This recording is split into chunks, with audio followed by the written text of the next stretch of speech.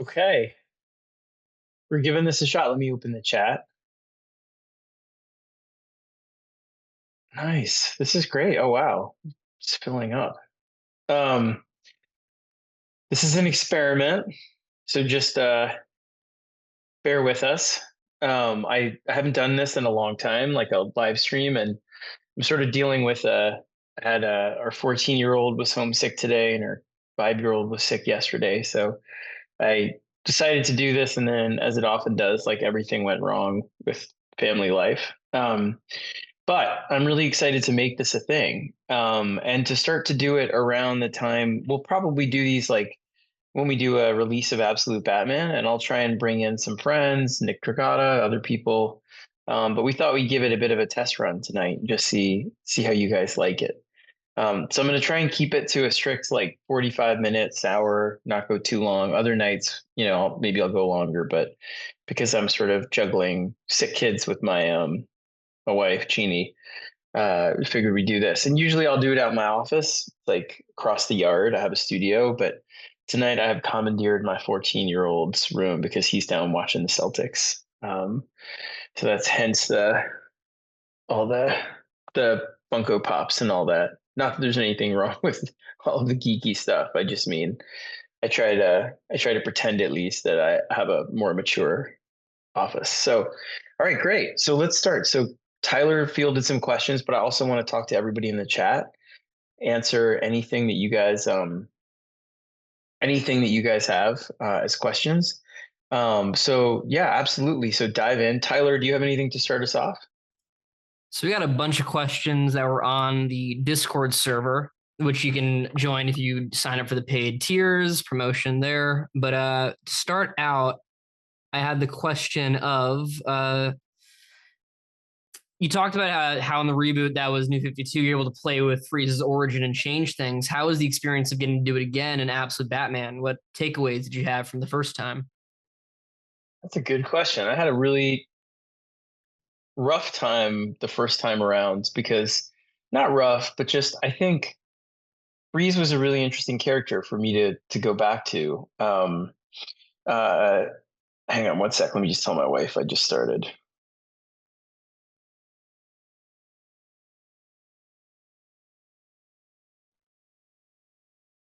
Sorry. Um, the Well, Mr. Freeze, like the first time I got to work on him, I was pretty new in the Bat universe. I was working on Batman, and we were about I think 5 or 6 issues in, something like that. And the Batman Annual came around, and they asked us if we wanted to do a Mr. Freeze story. And the big marching orders for the New 52 were like, we really weren't able. You're not allowed to kind of go back and do things that had been done before. You couldn't go back to the original origins. You really had to change everything. And we had kind of won our battle keeping Batman pretty much intact, like his history, his family, his former Robins, all that stuff we had kind of argued to be able to keep, and they had let us. But with this one, it was like, let's just build them from the ground up and give them something that they want. And I had a take with James Tynan. It was one of our first times getting to write together that I really loved, but I kind of saw it as an alternate version of what had been done with the fantastic kind of Paul Dini, Bruce Timm origin with Heart of Ice in the animated series that had become kind of canon in general for Mr. Freeze, where Nora is his love and Nora is sick, and so he uses the ice, the technology of the ice, to preserve her, and then he winds up having to kind of always try and get diamonds and rob and steal to maintain her stasis, and to hopefully bring her back one day. And so I wanted to do something different because I kind of figured that version existed out in the world. And so we had this idea of what if we make him darker? Like, what if we try something that kind of it feels a lot more absolute. Honestly, if I hadn't done it then, I'd probably do it in absolute. But it was this idea that what if he never knew Nora, and instead Nora was the first person to ever be cryogenically frozen? Um, for the same reason. She was sick, and there's a hope to wake her up. And her love of the ice, or her belief that the ice would sustain her, is what attracted him, because he was working on his dissertation and fascinated and loved the ice as well. And so it was a darker version of him where Nora wasn't actually his wife. It was sort of his imaginary, or his love, like in his mind, that he had never met. And she was, 100 or whatever, 60 years old, or had been frozen 60 years ago. And so I really loved it. It was with Jason Fabok, who was just starting out back then. Yeah, and James, and it was very polarizing, because a lot of people weren't ready for the New 52 to change the origins of anything, and rightly so. There was no, I'm not arguing that they should have liked it, but so there was a lot of people that loved it, and then a lot of people that really were angry at us for doing it. Um, and so it was probably the most radical thing I did to any villain, maybe around that, I think, maybe at that for a while. And then with Absolute, though, the fun of it was like, there exists a Mr. Freeze with the classic origin right now, like in the main line. So I can be as wild as I wanted. And I thought about it a lot, and it really was this kind of feeling of like, there aren't a lot of ways to do his origin if you're going to use Nora. They've already done Nora as Mr. Freeze. They've done Nora wakes up and hates him. They've done, you know, um, all kinds of stuff. And so it felt like that core thing of him loving this woman and doing everything to kind of bring her back. I don't know. It just felt like there wasn't a lot of track with that. So I wanted to do something where it was the next generation. So I thought, well, what if Mr. Freeze in this universe is Victor Jr. and is the son of Nora and Victor, who have a shared faith in the ice as something, as researchers, that will bring about wonders and cures for things and all this kind of stuff. And so, and he comes down with an illness as a child, and they put him in the ice until there's a cure for that disease. And by the time they take him out, he's been suffering and agonizing in the ice, which has not been kind to him at all. And he has a very different view of the world. And the ice to him is a reckoning and a fury and vengeance. And I was like, that's what I want to do. So I got to do an even darker version of my dark version of Mr. Freeze in Absolute. And I love it. Wait till you see issue 8. Like you get to see the full body horror of him. He clings to the ceilings with his like skittering fingers, and everything about him is frostbite. When he hits you, he touches you. He immediately kind of creates this necrotic kind of spread all over your body. So I love it. What's next, Ty? We got a great question from Armand and Ashley. They said, you said in a past class that every part of your New 52 Batman run was on some level based on experience as a dad and raising kids. Is this still true for Absolute? Like, please explain the real life inspiration for Batman punting a kid. Well, any parent knows you've wanted to punt your kid at one time or other. The larger answer, the punting the kid is just punting a kid, because the kid was a murderous, sociopathic, terrible kid, and he doesn't kill him. Like he's kind enough to put a life preserver on him first. But the inspiration, when I was writing Batman with Greg, I sort of wrote it as me wanting to be brave for my own fears, as an example for my kids, right? So a lot of it was about the things I struggled with about being a dad, right? So I've said this before, but death of the family is all about fears of being a father, and the worry that you really care about your work more than you care about your family. And Court of Owls was very much about the fear of taking on the legacy of Batman when I felt like I was unprepared for it, and trying to be brave. And so I was always writing, my fears and saying, don't be afraid, be brave in the face of the things you're worried about, and thinking about my kids as they got older. Um, Finding these as templates, right? And then when I had the chance to do Absolute, it was sort of like, all right, let's get back in there. And it was like all my fears now, like my kids are much older. They're 18, just decided on a college tonight, actually, our 18-year-old, 14 and 5. And when I started on Batman, our 18-year-old was, 3. So my fears now are much more about the world they face, than it is about myself and what I can go up against, what I can accomplish, what I can do. It's much more about like, what have we left them? What are they going to have to encounter? all these problems that seem far worse and bigger than they were when I was, when I was starting on Batman. And so the idea with Absolute was, well, what if I write it from Alfred's point of view? So I'm Alfred in it. I'm like the person that feels like, God, I can't believe this world that we're giving them. And, I'm not jaded, but Alfred is jaded about it. I have his guilt is my guilt about like, this is what we've left them. But watching my kids, my 18-year-old and my 14-year-old and the 5-year-old too, but especially the older kids, really not be frightened at all of going out into the world and instead being so hopeful and optimistic and determined and rebellious about wanting to change things, wanting to stick up for what they think is right. And the beautiful kind of optimism and purity of that, and the idea that it's so inspiring to see kids that are just like, no, we're not going to accept the world you gave us, we're going to make it better. And I was like, that just is this wonderful force of nature, young people believing that and doing it and being willing to do it. And so I was like, what if that's Batman? Like, what if Batman is this huge force of nature, this young person that's bigger than a Batman before him?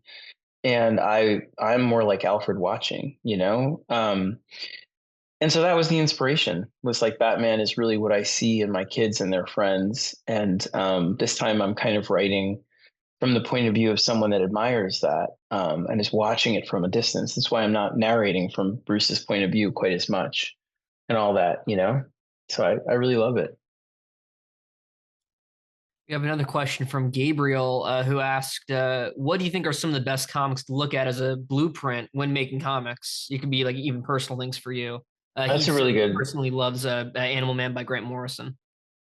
Yeah, that's a great question. I mean, it depends on what you're looking to learn, honestly. I mean, ultimately, like just good work all around has all the sort of fundamentals built in. And I'd love to know what you guys think, but I really want to do this class next week about the fundamentals of comic book storytelling, superhero stories, like superhero storytelling, really, but serialized comic book monthly storytelling, because it really occurred to me, and I said this in the post, but that like so much of the storytelling we move through all day these days is streaming, and streaming just has different priorities, right? Because you can binge it, you've bought the entire series, excuse me, through your subscription, so you don't have to buy it episode by episode. And you don't have to wait a month either. You wait a week at most, right? So the idea of some of the things that we have as strengths in comics, like I see them as challenges, like, but I also see them as like huge pleasures. Like I love the tease of waiting a month. I love getting to sit with an issue and feeling like I'm reminded every month of what happened a month before, but also how awesome this main character is. And getting to have something happen that makes me be like, what the fuck? I can't believe that just happened in this comic. I have to go talk to my friends about it. And we have to wait a month, for the next. So, and cliffhangers, like all those things that make a comic, a superhero comic, but a monthly comic, really fun. That's what I want to get back to, because I think they're, not shitting on anything, but I think me included, like I think a lot of us are so immersed right now in a different kind of storytelling where we get so much of our stuff that some of those kind of basics are forgotten.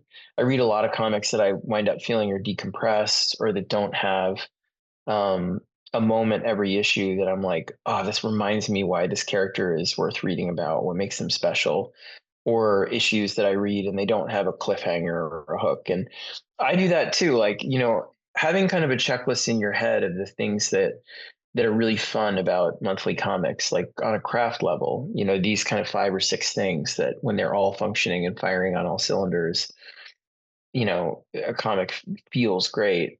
A monthly comic feels great. And then deciding I'm deliberately choosing not to do these things this issue because I want it to feel like this.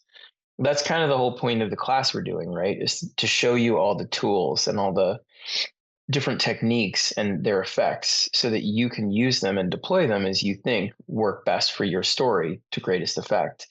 So knowing them and understanding what's expected, what's conventional, what's kind of powerful and impactful in terms of structure and craft for monthly superhero comics, you can decide, well, I don't want to have a hook this time. I don't want to do a cliffhanger because it's more about easing out, like all that.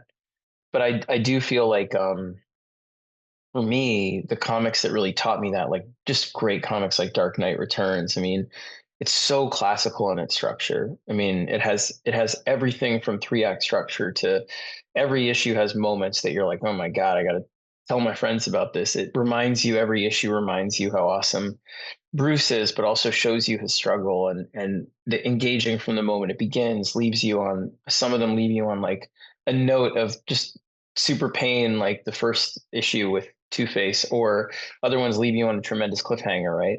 So all of it is that's a book that sort of teaches you in spades, in my opinion. But um, if you just read something, if you love something right now, it's going to teach you the basics. And like every comic I really like, it's functioning in a way where it has almost everything that everything that I want to learn about. So it's that, it's that. It's not like go to the 80s because they followed a formula more, or go to the 90s or the 2000s. It's try and pick a book that you love. And just the way I do it is this, right? So like if I love a book, like I loved like Beneath the Trees Where Nobody Sees, right? So I read that by Patrick Horvath. And as I'm reading it, I'm thinking to myself, why am I loving it, right? What is it affecting me? Well, I love the way in which I'm fully immersed in this town, and that Samantha, the main character, who's like an anthropomorphic bear, like a cutesy bear, also has this tinge of dread beneath the surface. How is he creating? And then I start thinking, well, how is he creating that? How is he doing that? And then at the end of the issue, when she turns out to be a serial killer, it just hits you. But you dissect it as you go. So what I'd say is you learn how to do these things by being analytical and being mechanical with the stuff that feels like you don't want to do that with, because it's so wonderful. But what I'd say is, like, ultimately when you take something apart that you really love, it still remains like mysterious and wondrous. Like it still has life that you'll never understand, but you can see the clockwork in a way that you can understand, like the functional architecture of it that's whirring around, and that's it gives you even a greater appreciation of it. So, Well, on the subject of people's works that we love, someone asked about Dennis Camp and what lessons we can take away from his recent work. oh, good question. I was talking to Dennis a lot today. Um, what to say about Dennis? Um, I mean, the thing that I love about Dennis is that he really he's unconditional about what he's writing. Like he knows exactly what his story is about, and he's such a gracious collaborator with the people he works with, about making sure that something feels like it isn't a script he's handing to people, but it's a collaborative process from the moment it begins. The way watching him work with Javi on Absolute Martian Manhunter, it's a series of tossing ideas back and forth and talking about what the comic should look like and the color palette and all of this. And it's the same kind of thing I do, but watching him do it so intensely in such a difficult and challenging kind of project aesthetically has been a real inspiration, honestly. He's just, sometimes like when I read Vision by Tom King, or I read like, you know, uh, like, so you come in, sometimes you read someone's first stuff. Like when I read God Country by Donnie, and other things, like sometimes you read something and you feel someone's coming in kind of fully formed. You know what I mean? Like they have something they really want to talk about and say, and they have an understanding of how to use the craft to really punch you with that. And it might be a little bit like with me too. Like it might be completely unwieldy at first. It might have some bumps and things to work out, but you can sense pretty quickly when you read something like Sweet Tooth or whatever, where you're like, this person has kind of an uncompromising take on things, or a vision that they're exploring that isn't about how do I sell a comic, or isn't about what company can I work for. It's about, I have something I want to explore on a spiritual level in the book. And Dennis is that kind of writer. You know it from the moment you encounter his work from the beginning.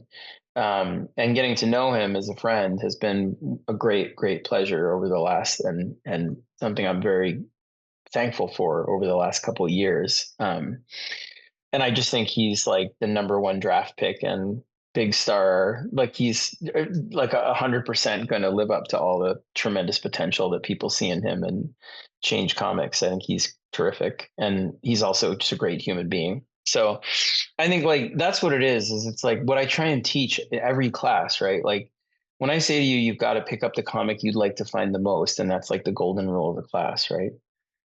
Um, what that's really saying to you is you've got to be writing about the things that matter to you. And those things don't have to be openly or overtly political. They don't have to be personal in terms of revealing autobiographical stuff about yourself. They have to be the things that you would love to find on the shelf, because my real belief is even if the thing that you'd love to find on a shelf is a crazy space opera, like then that thing, if that's what you really want to find, probably has things hidden in it or not even hidden that are about your values, things that matter to you, good versus evil, growing up and facing down an evil father that you feel like, you have to be better than, Star Wars, whatever. All of that stuff has lessons that mean something to you. So if you're going to write the comic that you'd most like to find that day, you're writing from a personal standpoint. And so that's the goal of the class, is to make you a writer that's expressing something that you believe in, whether that thing is overtly a belief about the world or about the way things should work, or a moral truth or a personal truth, whatever it is. Um, it can be anything. It can be, comedy, romance, whatever. But writing the thing that you genuinely would like to find without regard for whether it will sell or not or whatever is where you start. And to me, when you find somebody who's doing that, like just boom from the beginning, you sense it, like this person has a voice, you can feel it. It's a real pleasure. But the other thing is sometimes you find it the other way. I can name you at least like 4 or 5 writers that we all love, me included, that it took a while for them to figure themselves out on the page as writers, in comics. So you don't have to know yet. You just have to try and write the things that write the things that excite you the most now. And that's what I mean. Dennis just came in fully mature with that. And part of it is like having a whole life. Like he's lived a lot before he broke in. And I think that was me too, in the way that I had a career in books that I had thought I really wanted, not as much as I wanted comics, but I had fallen into it as a writer, because I didn't think I could draw well enough to get into comics. And I'm sorry, Ty, you have it, so it continues, right? Even if my internet, Yeah, no one got kicked out. good, my kids are messing around. They're just downstairs watching the People were basketball saying it was game and Mr. stuff. Freeze. Could be, could be. So, anything else from you, Ty? And then I can take stuff out of the Yeah. chat too. Speaking of Mr. Freeze, Batman Hype Guy from Twitter has a question. He asked, what's been the most exciting thing for you about writing apps with Batman, and how excited are you for issues 8 and beyond? I'm so excited. I mean, it's the most fun that I've had in superhero comics, just because it's an incidental hit where it was just something that me and Nick wanted to do, thinking our hope was that, I've said it before, but our hope was that it would be a modest hit. And the fact that it's taken off the way it has been such a joy, because it's a reaffirmation for us that, that you guys or fans out there really just want creators doing stuff that they believe in and like, and taking risks and all that stuff, as opposed to retreading the stuff that they've done before, as paradoxical as that sounds with me going back to Batman. But this Batman just isn't the same one for everything. Like the way, again, I'm writing him from outside him, admiring kind of his psychology. And the exciting thing is just everything is new. Like everything, the fact that Joker, for example, I just started working on a big Joker issue that isn't coming for a while, but like I love it so much I had to start working on it now. Um, and the idea, he's so different. I mean, he's like Bruce Wayne, he's handsome, he's this, but he has a secret about why he's not beneath the surface. And we're already hinting at it, but like seeing how evil he is and how dark he is and how many resources he has and how he believes that, like, the world is just sort of his to play with. It's so much fun. And similarly, like Bruce, like it's this whole opposite set of challenges, right? Where he doesn't, on this side, like he doesn't have any of the resources to take someone like that down. He doesn't have access.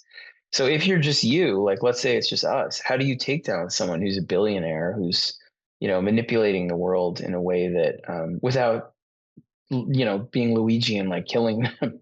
How do you do something? How do you stop them in earnest, from doing what they're doing? You can't just punch them in the face. Like, so all of it is this really interesting sort of Rubik's cube. And at the same time, um, I just love how fun it is. I mean, wait till you see Bane. I mean, I showed Tyler today, but Bane is like, I mean, like it's comic books too. When you see Arkham and all the kind of horrors in there, and Red Hood is coming. Red Hood has a whole secret. That's a whole fun thing. And Deathstroke, just all this stuff is like you just have a whole lease to reinvent it, just totally reinvent it. And I mean, Nick is he's such a great partner. I mean, he's so fun. Like he's just such a good dude. And we've become like, I mean, he's one of my best friends at this point, and he just cares about it the way I do. We talk all day, every day. I could show you my phone and it's like, me and Nick talking nonstop. So, it's a blast. I feel, totally young and new on it, where it's just like, it's just a brand new, I know where it's going, but then there are all these little surprises, like his relationship with Barbara and his relationship with Selena.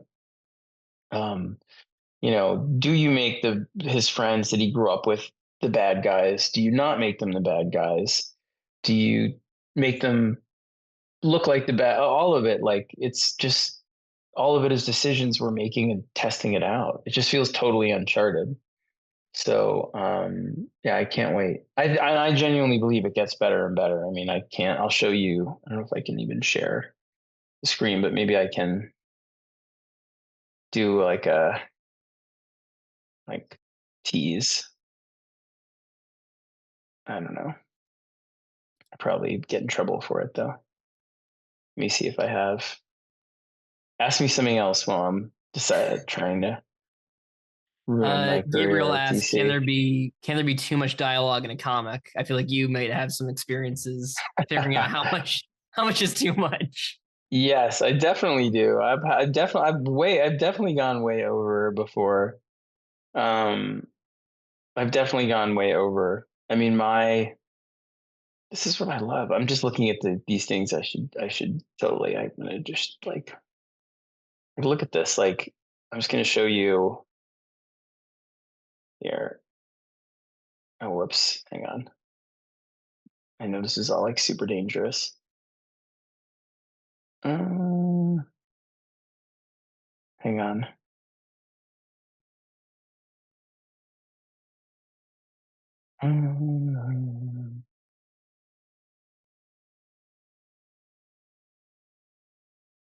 Like here. Sorry. Look at how cool this is. Like here. Oh, I don't know. I'm gonna get in trouble here. But it's just fun little things. Here. You're This is building this up possible. so much. Oh, I don't mean to. I don't mean to. But like, can you see my screen or no? We can see the Zoom thing. What do you mean? Just my Zoom? Oh, Yeah. that's it? Here. It's like, so this is from Nick, and it's like, this is Bruce exploring beneath Gotham. And even this, like, he draws him like this. Look at this. The way he hangs by his cape, he hooks it around this pipe and he saws into the pipe and goes in. He looks like, isn't this? It's just so good. And this is like, look how many panels. You know what I'm saying? It's insane. It's so beautiful. I just love it. But anyway, like, he goes to town on every page. Just, you can't stop him? What do you look for in an artist collaborator? Like you've worked with at this point quite a lot of the biggest names in the art industry and comics. So what was it about Nick that drew you to him? It was that I've heard that he really likes to collaborate. You know what I mean? Like, what I love is like he essentially he wants to work the way I like to work, right? Like I don't the only couple bad experiences I've had are not even bad, but like it's just I don't like the process of artists that like when you just send them the script and they don't want any communication. I know that's maybe unfair, but it's like the same way I don't think they want to work with people that want to talk a lot. But to me, like the beauty of doing a comic is getting to go back and forth. So I'll send a script, but then I want to know what they think, and I want to talk ideas, and I want them to tell me what I should change and how it should work better visually. And so Nick is like completely about that. He's all about just the quality of storytelling. And so he lives across the water from me in Connecticut, and he comes over on the ferry, and we get together and work in person every couple weeks. But we talk all day, like all the time. He'll send me a page or a panel. Like, what do you think? Oh, I love it. Keep going. It's awesome. Well, what if I do this? And oh, great. I'll change the dialogue to be this. Great. Let's do it. So there's this really instinctual kind of thing. And he was telling me the other day, he's like, I don't think I could have done this a few years ago. And I'm like, I don't think I could have either. And it's just like, you feel, it's like we're both at an age and a state in our careers where we feel really confident in what we like and what we like to do and what we believe in.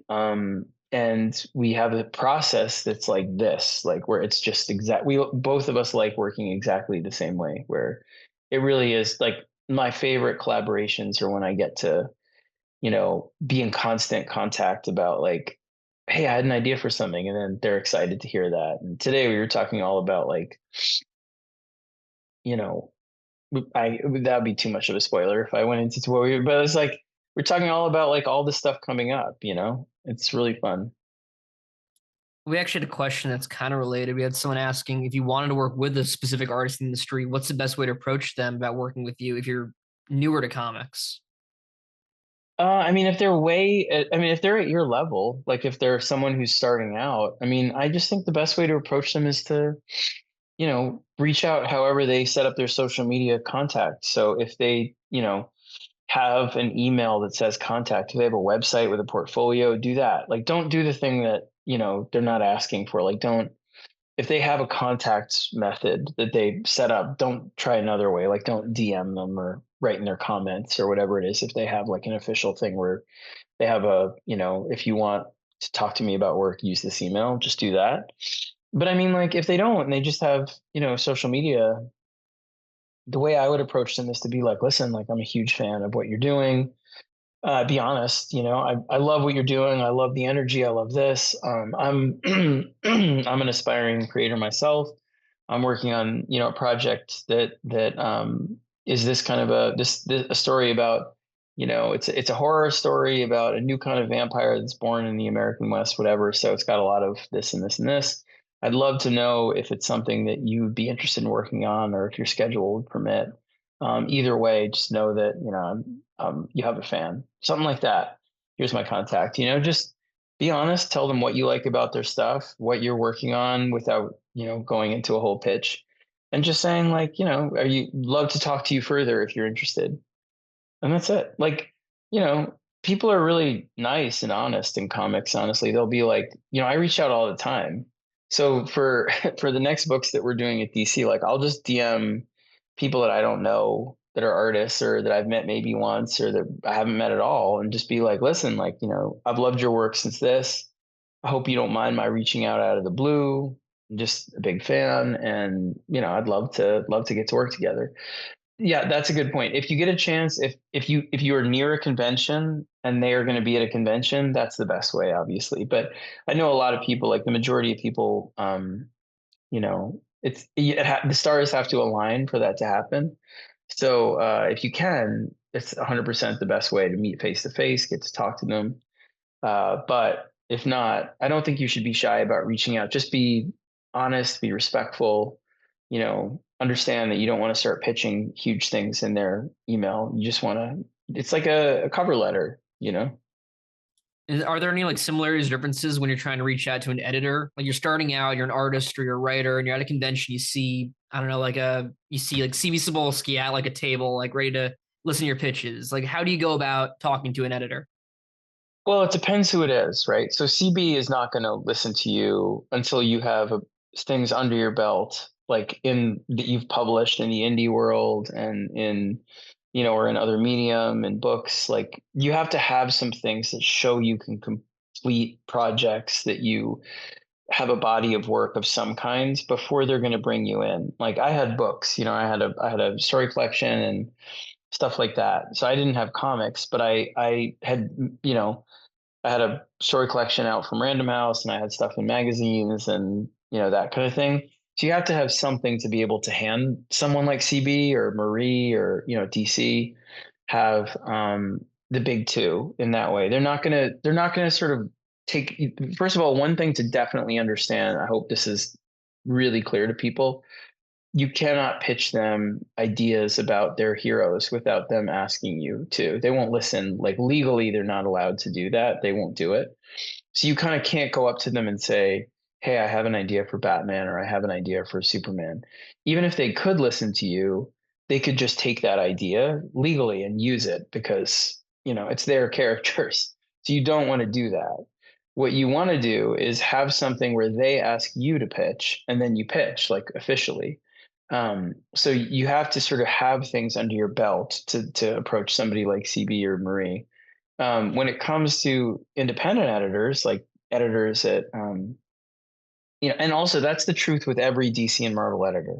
So you don't want to go up to anyone with nothing that you have to show that you've done and be like, I'd like to work at DC or Marvel, because it's kind of like, you've got to make your way up through the ranks to get there.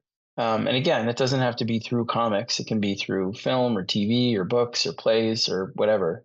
But to get in there, they're not going to ask you to pitch unless you have something that's a resume of published or completed work. Um, so for us editors at indie places or smaller places, like what you want to do is you want to have a pitch. So a pitch would be sort of a one-page document. I did a class on pitching where I showed some pitches. So if you're in this and you're a paid subscriber, like you can get the archive of all the classes we've done. And I know I had one that had pitches in it. I think it was with Will Dennis. I'm pretty sure it was like pitching, comics to editors. But anyway, like it's like a one-page document that has kind of a log line where it's like, for like, let's say I was doing American Vampire, it would be like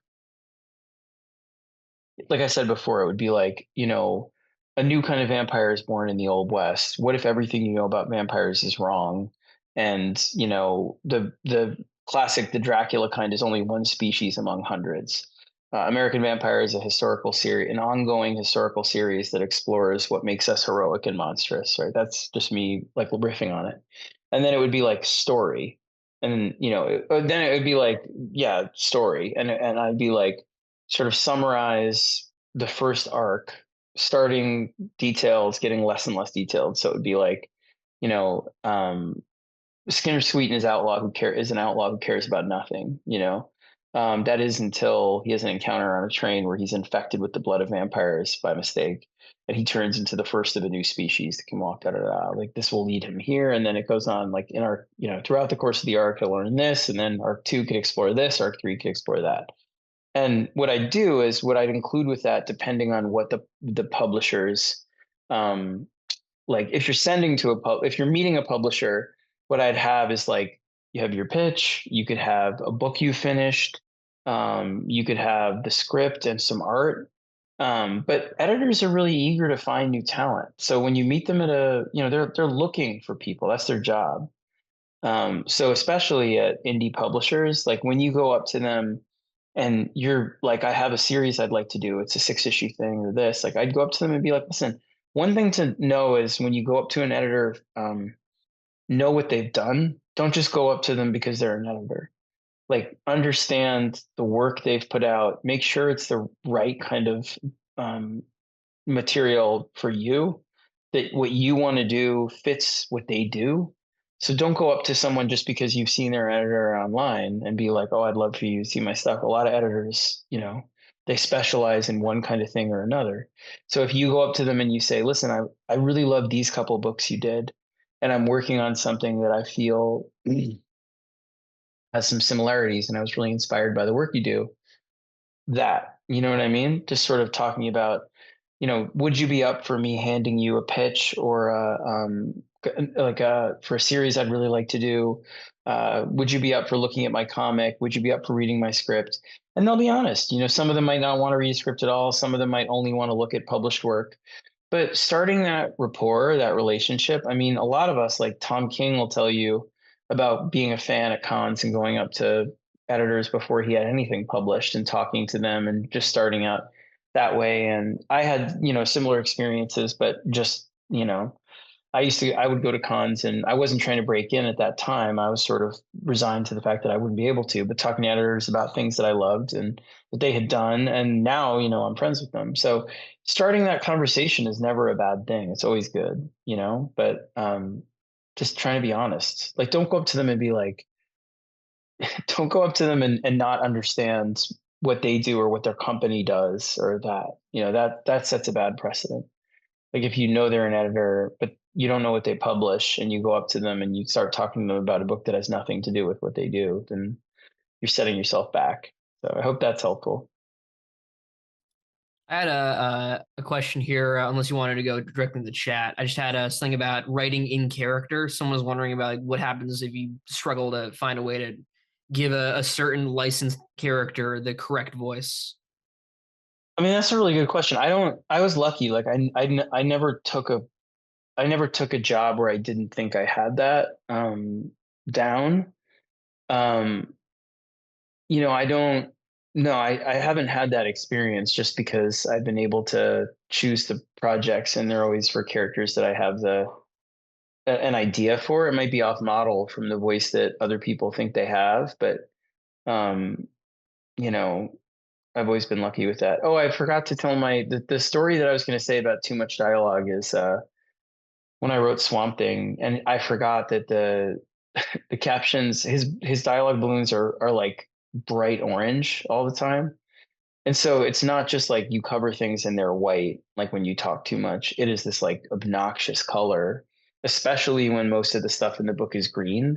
So it like sticks out. And there's one double page spread from issue 2 that haunts me, where I can't believe I covered Yannick's art like that. Where I was young though, and I was like, I didn't realize until later when I saw it, when after it had come out, that I was like, what have I done? I've put like this, blaze orange over everything. So that's one thing they'll teach you pretty fast to try and be less wordy.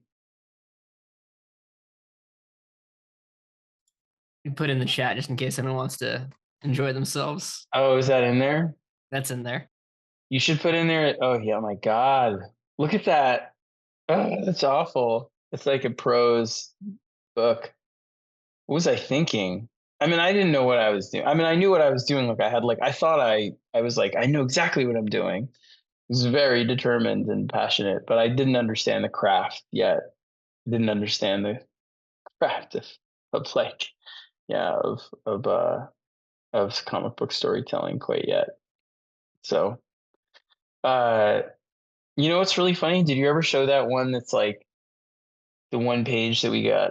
That's a whole other story, but eliminated that got banned from Swamp Thing, where they had to pulp the issue because you drew all these flesh tentacles and they were out. It's another thing.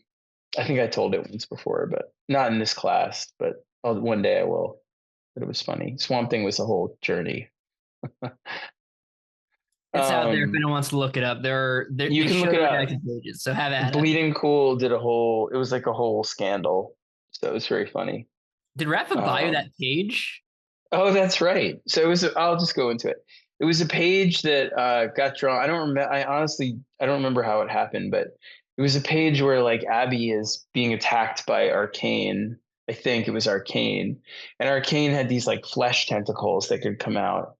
And and she's screaming and these flesh tentacles are coming. Oh, is this the page? Of course you found it. This is the cover from the page, and the actual page Well, is. so yeah, you don't have to show it. I don't I'm know not if going to show the like page. it might be too much, but like they look like this. And anyway, like these tentacles were coming like all over the place, like winding and twisting, and they looked really phallic and weird, and no one caught it. And then it went all the way to the printer, and then they pulped the issue because they were like, look at this is crazy. And I was like, what are you talking about? And then I looked at it and I was like, oh yeah, that's pretty bad. But none of us meant it. None of us saw it that way. And then as a joke, Raphael Albuquerque bought me that page for my birthday that year. So I still have it. This is Anyway, the one that got printed. this is the issue as it got Yeah. printed. Okay. Right. Oh yeah, so there's no tentacle there. Yes, that's how it got printed. But there were thousands of copies of that issue. I think because it was only issue whatever, and they were still selling it like 60 or 70,000 copies that got burned or pulped or whatever it was for that. It was number 11. Let me pull some questions. So ask me some stuff in this chat. I will anything you want, I'll ask, even the whatever bad questions I'll ignore if they're really out there, but ultimately some of the work feels almost like a video game. Are there video games that have influenced your work? Yeah, I mean, I played. I mean, obviously, like I was immersed in video games when I was growing up. But games that have really moved me over, the Batman games, like blew me away. Like all of the Arkham games, but the Uncharted. See, I like really narrative games. I play them with my kids, so I love the whole. We played the whole Uncharted series, Zelda, Breath of the Wild, Tears of the Kingdom, Ghost of Tsushima. Played Red Dead Redemption, and Last of Us. Obviously, we played both of those games. So I really love games that make me want to see more, like the cutscenes, to learn the story. Last of Us was the first experience I had with that was really like I played it almost all night to get to the end of that game, and the ending blew me away, the first game. Um, so yeah, I mean, I really adore video games and think, I mean, I'm not like the biggest gamer, I don't play a lot of multiplayer games for any of that stuff, but I love narrative games. I really do. Okay. What does a typical writing day look like for me? Well, I mean, like it used to, before I had kids, it was all over the place. But now that I have them, it's really boring. Like I take them to school, or my wife takes the older boys to school because they have to get there earlier. And then I take the 5-year-old, supposed to be there at 8. They have to be there at 7:30. So I'm home by like 8:30 in the morning, and I genuinely like start working pretty soon after that. Some days I procrastinate. I'm lazy or an asshole and don't do the work I'm supposed to do in the morning. But I mean, most days I really do because I only have that time. I only have between 8:30 and 2:30 when I go get Quinn from kindergarten and bring him home. And then some days we have some help with my mother-in-law, and some days we don't.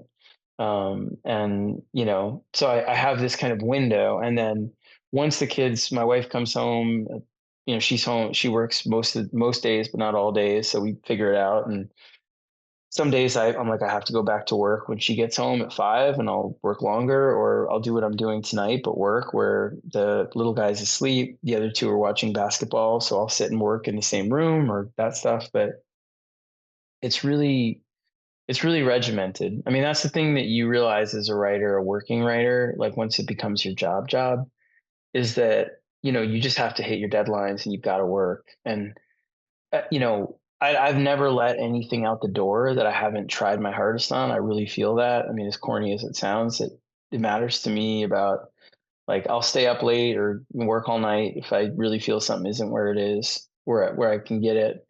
But I also like there's only so much time. You have to just turn it in when it's due. And it's that. So you've got to really learn to manage your time. And there's something really nice about it because it just it demystifies the whole process because you're like, you know what? It's a job. And it doesn't mean that it's not magical or wondrous or amazing and spiritual, all that stuff. Of course it is. Like, you're writing your fears and hopes on a page, but it also makes you treat it so that it's not precious. Like in terms of the time and work you put in, you get regimented about it, where it's like, God, I feel like shit today, and my kid is homesick and this and that. But you know what? I'm putting in my time, and I'm going to finish these 5 pages.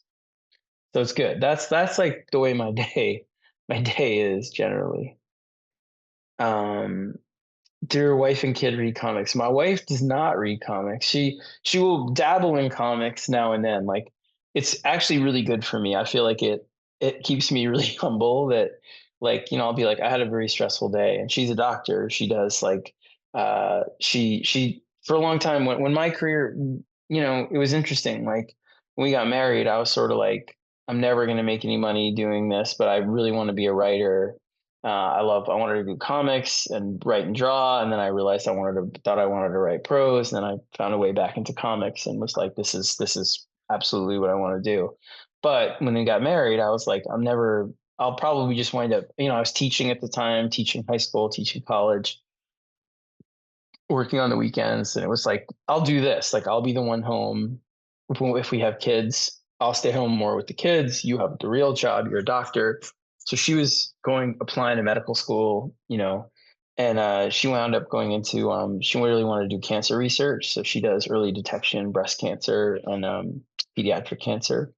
So I'll come home and be like, oh, I had a really stressful day. And it's like, you just talk to somebody in that field and you're like, my day was not stressful. Millions of fictional people might have died. Doesn't matter. You know what I mean? It's okay. And so it really keeps me in check. Tyler will vouch, like she's the best. I love her. I love her to death. But we've been married now. We met very young and we've been married now 20 plus years. And but she will, like she reads the ones that I'm like, I'd really like you to look at this one. This is one you might, you know, that might be up your alley. And she loves, like, she'll read the Batman stuff. She loves Absolute Batman, but she read Barnstormers. She read the Wildfires one, Dungeon, a lot of the Comixology stuff. She just doesn't read a lot of superhero stuff that I'm not like, this is the one out of my stuff here I'd like you to pick up. But she loves like Department of Truth and Something is Killing Children and all that. But that. My kids really do. My kids like comics. My 14-year-old loves them, and my 18-year-old wants to make them. Although I kind of feel like he's also exploring a lot of other stuff, which would be good too. So, yeah, they're good. They like them. Anyway, let me see. I'm just picking at random because there's so many, and I'm not sure what to. Um, are there any plans to introduce any other heroes in Gotham? Yeah, I mean, you'll start to see the first hint in issue 9. So if you read issue 9, there's one big Easter egg in there, so you can check that out. Let me see. Uh, you have a good control of Absolute Universe and the direction it's heading. How much input do you have with the main DC Universe direction? Um, I don't really try to have any input in that, to be honest. Like until now, like so with All In. What happened was, so I have a consulting contract with DC, right? So I have a writing contract and a creative contract, and that's separate. And then I have a consulting contract, and a consulting contract is about talking to editors and creating like learning what they're doing and creating a meta story with Josh, like All In, that will span a couple years or a few years and give us a direction where we have, touch points. Like we have an event where we can launch new books. We have another event where we can polish the line. We have another event where and we set this whole plan up. It goes all the way through 2027 with this kind of dark side saga that we're telling with All In and the Absolute Universe that allows DC to really work on having the best line possible. So we have a lot of stuff we're going to announce a little later in a few months that goes from the summer into the fall and the fall into the spring that, adds to the line, does all kinds of fun stuff. So uh, my input with the main line with All In wasn't a lot because it was more like I listened to everybody's pitch. I heard everything with Josh and gave advice on everyone's pitch, but we were more focused on Absolute and the All In story. But come this year, 26, like my consulting has more to do. We still have Absolute books coming. We have 2 more coming probably by the end of this year, but if not early next year, like just depending on what works best with the publishing slate. They're in really good shape, but it's more like what DC wants to do. But the job going into 26 is to help with the main line, like me and Josh. And it doesn't mean writing a bunch of books or that. It means more trying to look with the editors at places where we think we are missing things, books that we could add, books that maybe we tried that aren't working as well, that kind of stuff. And just trying to find the best places for everybody that we really want to work with and make sure that the line just keeps getting better. So this year I'll be more involved in the main line. Last year it was more Absolute. I'm still doing Absolute, but I mean, this is the first time I'm getting a little more involved with editors about stuff we can do in continuity. So it'll be fun. I'm very excited. I really feel like I'm so proud of what DC looks like right now and the culture and all of that. And it's not like I did it or Josh did it. I mean, it was we all did it together. Like the whole company felt like it really came together a couple of years ago to be like, who do we want to be? We want to be putting out the best comics we can. It might take a couple years to really get where we want to be, but we're going to start right now and start putting out books that we love. And not that we weren't before, but just really focus on creator forward, meaning bit by bit, be able to be um, really organic about finding people we want to work with and allowing them to do the books they want if we agree that those books are pushing the characters in the right direction, but giving them more latitude, all that kind of stuff. And it's getting more and more and more in that direction, and in a way that I think really works with great editorial insight. So pretty proud of it. My favorite thing about writing the Joker, what is that? Oh, I love the Joker. I miss him. I mean, I'm writing him all the time in Absolute, but he's he's different. He's like, I mean, I guess he's not. He's probably the same. I guess he's the same one. I mean, the thing about the Joker to me is the Joker is always the reverse of Batman. Like that's the fun of the Joker. If that's the answer to the question, is whatever the Batman is about, the Joker's about the opposite, and he morphs into that. It's like I said it before, but it's like the Joker card in the deck of cards, right? It takes on any value you want. Well, he takes on the value of your biggest nightmare if you're Bruce Wayne. So, here, if Bruce is all about, you know, not having resources and showing people that they can change things, then Joker is the opposite force. He's the one with everything. That's like, no, you can't change anything. And not only can you not change it, but I'm going to show you how evil everything is because I'm the darkest, most evil person on the face of the earth. And so all of that. So it's kind of like you flip him. Um, are you going to do a variant like Tom King? I don't know. I do remarks sometimes, but I don't think I have the I don't have the daring to Tom do King, that. joie de vivre. Yes, exactly. What do I think about the absolute hype guys? Oh, I love you guys. They're great. It's awesome to see how many days until this issue, that issue, and is it out yet? It's great. Tom King's awesome, man. He's a friend and a tremendously talented guy. All right. Are you speaking? Yeah, Chris Conroy is the editor on all of our Absolute books. He sort of oversees everything over the whole line. Katie Kubert is our editor on the book itself, and Andrew Marino for us. But Chris Conroy runs Vertigo, so I talk to him all the time, and I do like think about should I do a book there at some point too, sometime because I love the brand, I love everything it stands for, but right now I'm really busy with everything we're doing. Um, any tips for making time to write even with a 9 to 5 job? Yes, like that's a great question. So for me, I mean, I did that for a long time. Like when I graduated, college, and then it took me you know, I don't know, the better part of 10 years to like break into short stories and that stuff. So, I mean, even when that happened, I mean, I still had a job. I had a job all the way through. I taught college all the way through 2015, I guess. So I broke into comics in 2009. So, I mean, I didn't give up my job for a long time. And like two answers to that. One answer is, um, it sucks. Like it sucks having to find the time around your day job. Like I would wake up at 4 in the morning, work till 6, then go to teach high school.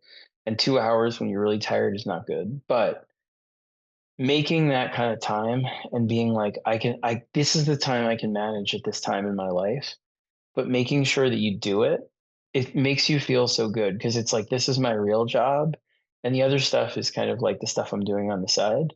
And it teaches you to do it when you really don't feel like it, which is honestly maybe the most important lesson of having a sustainable career is like doing it even when you're like, oh, I really don't feel like that today.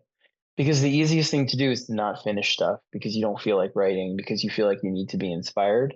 So be proud of yourself for doing like I only have 1 hour a day, but do it for that hour a day. Like train yourself to do it. That's really the best thing you can do when you have the day job and the kids and all that, you've just whatever regularity you can manage and then stick to that regularity because it trains your brain to be like, this is my writing time and I'm going to do this. Even if I get nothing good on the page, I'm proud of myself for doing it. And that builds up these muscles where eventually you're going to have to do it every day. And a lot of days you don't feel like it. Maybe you had something awful happen in your life. Like you still got to write your stuff, you know? So it's all of that. Second thing I'd say is don't give up your day job until you're absolutely like positively sure that you have a sustainable career. I know that that's maybe advice that people might argue with, but the fact of the matter is like comics is really hard to make a living in. I really lucked out and I've talked pretty extensively both online and in class about how I've tried to make it work by having multiple kind of legs of the stool. So I have like royalties that are from DC for all the work that I've done there at this point. That's one leg of the stool. I consult for them. That's another leg of the stool. I have the Witches animated show. That's another leg of the stool. I have options for. I did all these creator-owned books that are optioned different places, and those options come up every 18 months. I have that leg, and it wasn't until I had a couple legs of that stool, not all the ones I do now, but a couple of them that I really finally gave up my day job, teaching, just because I was like, okay, I have enough sustainable income to be able to do this, even if I don't have work like comic writing for a few months. Because the truth of the matter is, like, if you are living and dying by every comic job, it's going to be really hard to like just do the jobs that you feel are the best ones you can do. It doesn't mean that you can't pull that off. You can.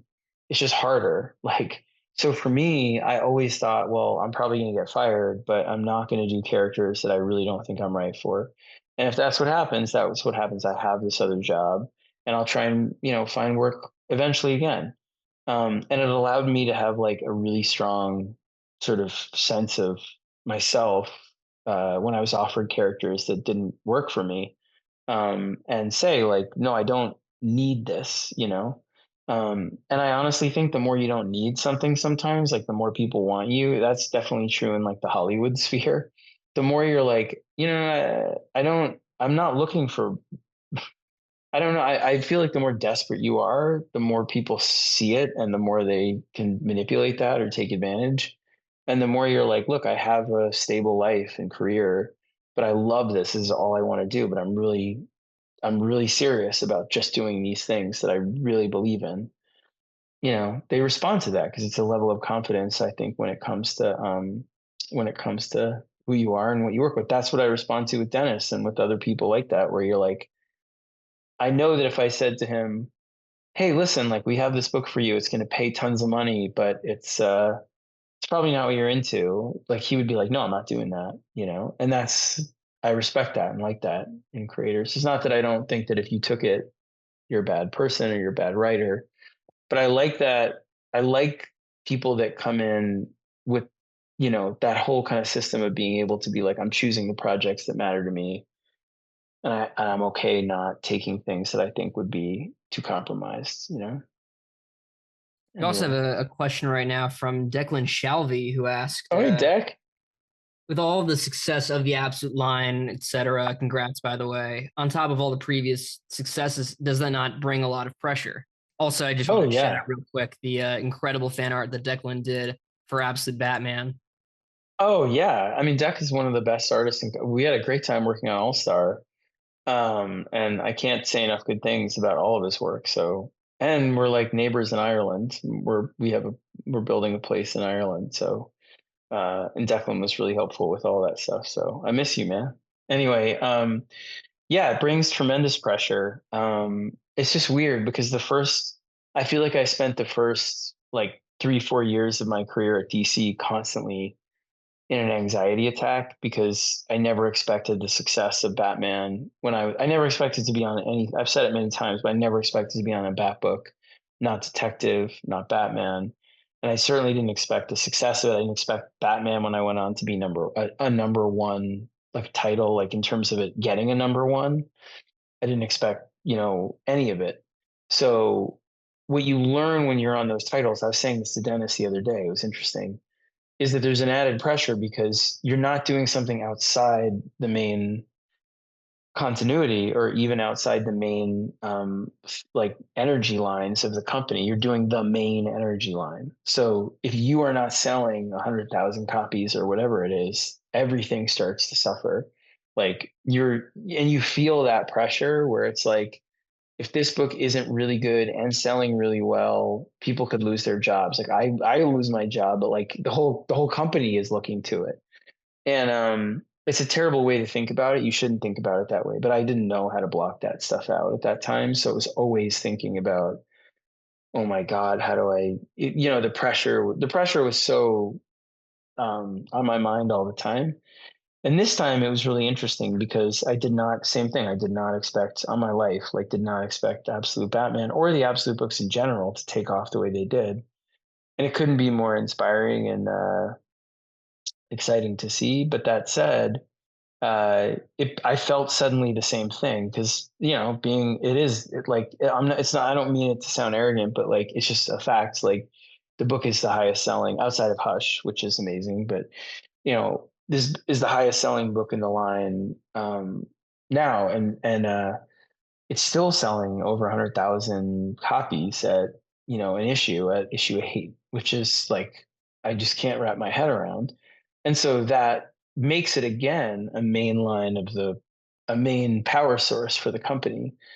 But what's interesting is that this time what's making it the main power source is like an Absolute Wonder Woman. They're all selling like 100,000 copies or close to 100,000 copies, like the first wave, and the second wave sold a lot more for their first issues and so on. So we don't have the numbers on the second yet. But anyway, the point is, um, you know, with Absolute Batman this time, what people are really responding to, I understand being us just doing the thing that we think is good for the book. And there was no precedent set. So this time it's more like the way to deal with the pressure isn't to think about what's been done before with Batman or what do they expect and to do my own like there's no context. It just is what it is.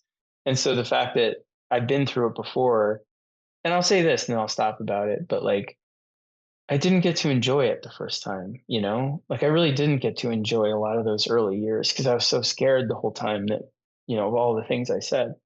But this time I almost kind of be like, yeah, there's a lot of pressure and I worry about it, but I'm not going to let it make me upset at all the way it did last time. This is a surprise. All of it's a surprise. It's like winning the lottery and being like, yeah, I'm going to spend all this money because I already had enough to live on that I'm happy with. And I don't mean money, the book about money. I mean like as an analogy or the emotional money of it is like that's what I meant. Like where you win the lottery and you're like, this is just gravy. So Absolute Batman to me is just gravy of getting to do stuff that's really fun. I should probably go I pretty have one soon. last So let me ask. question. I think Yeah, this is you a got very it. important one. It's do you still have your Disney cast member name tag? I do. It's out in my office though. I have my tag and I have my jacket. So I still have my jacket. I stole my jacket, which was back then easier to do than I assume it is today. Because I went back and visited and had a friend show me, and they have a whole different system. But I have my Magic Kingdom jacket. It has a patch shaped like the castle and a zipper, and yeah. And I have my shirt too. Actually, it's like a stripy shirt. I don't know if they still wear. They don't wear the same. I don't know if they don't think they wear the same ones. But it's like a stripy button down shirt, and it says Magic Kingdom over here. So I have a couple of those. Like my friends and I all took them as we were, yeah, when we worked there. So I still have those things, and I have my cast member pass. I do. So yeah, this was really fun, you guys. Like I'd like to do it maybe even more officially in a bigger way each time we have Absolute come out. Do it on the night of release to sort of celebrate and that stuff. Be fun. Oh, But speaking of Absolute Batman, new printings out this week in stores. yes, that's right. New printings are out. Very excited about it, and really appreciative to you guys. Again, best fans in the world, and I love doing the class. I love having this as a way to communicate with you guys. So I really hope that we can keep it up. And any suggestions you have, just tell me and Tyler. Tyler's email is, it's Best Jacket Press with the two T's, Best Jacket at Gmail, to Best Jacket Press at Gmail, and let us know, because we just want this to be a really, a place that you feel like you can honestly communicate with us about the stuff we're doing, about comics. It's way better to me than social media. I really been trying more and more to get off of it, and having this like in the last few years has been a real godsend. So I appreciate you guys being a part of it. Great. All right, we'll talk soon, guys.